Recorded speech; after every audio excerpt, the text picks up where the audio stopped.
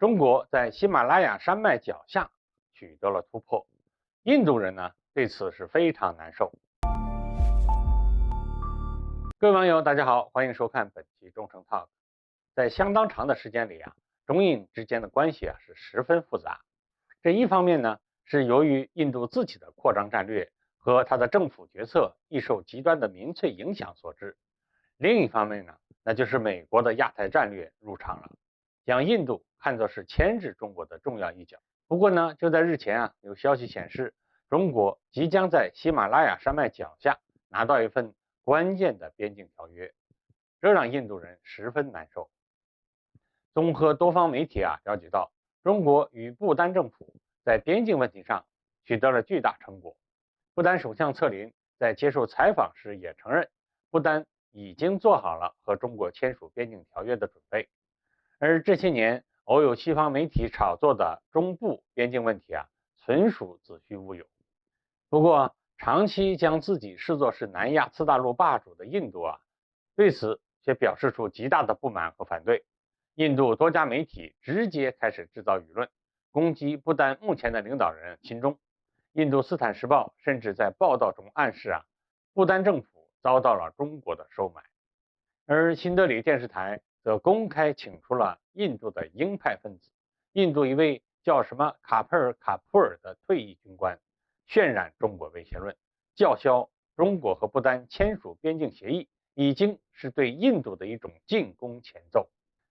这个印度实际上是被英国释放出来的国家，虽然它的国家性质看起来是独立了，可是印度国内的统治阶层却依旧还是那群人，没有经过大范围的社会革命，依旧保留了英帝国主义思想和军事扩张殖民主义思想。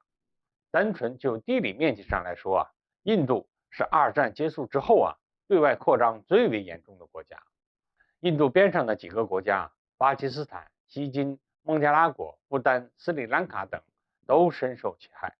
也就是上个世纪60年代印度人忍不住向中国动手，而中国一次对印反击战，印度历经了惨败，才稍微老实了几十年。事实上，因为喜马拉雅山脉的原因印度想要进攻中国，它的路线上基本就3个可能。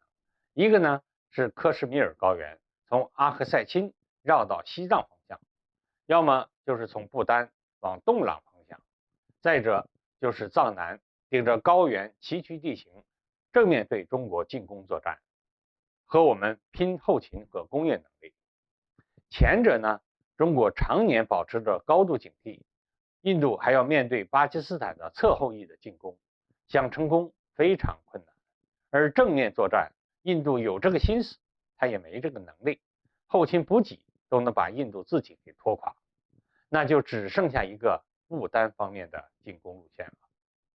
但现在中国和不丹关系逐渐拉近，尤其是未来可能签署边境协议，这对印度来说是非常痛苦的，因为印度自己设想中的进攻路线少了一条。随着中印之间工业能力的继续拉大，印度自己未来就更没有机会向北扩张了，这也是深深刺痛新德里神经的地方。坦率地说目前中国对印度的策略还是以安抚为主，在台海问题、美国问题没有解决之前不会去和印度撕破脸。但问题就在于，印度可能是也看透了中国的战略方针，因此呢，在边境上是不断给你找点事情，占小便宜。可以预见中美之间如果真正爆发战争，那么印度必然会为了占小便宜向中国边境伸手。对于这一点，我个人感觉我们还是不能太过放松对印度的警惕。好，各位网友，今天的话题就聊到这儿，欢迎各位留言评论，我们下期再见。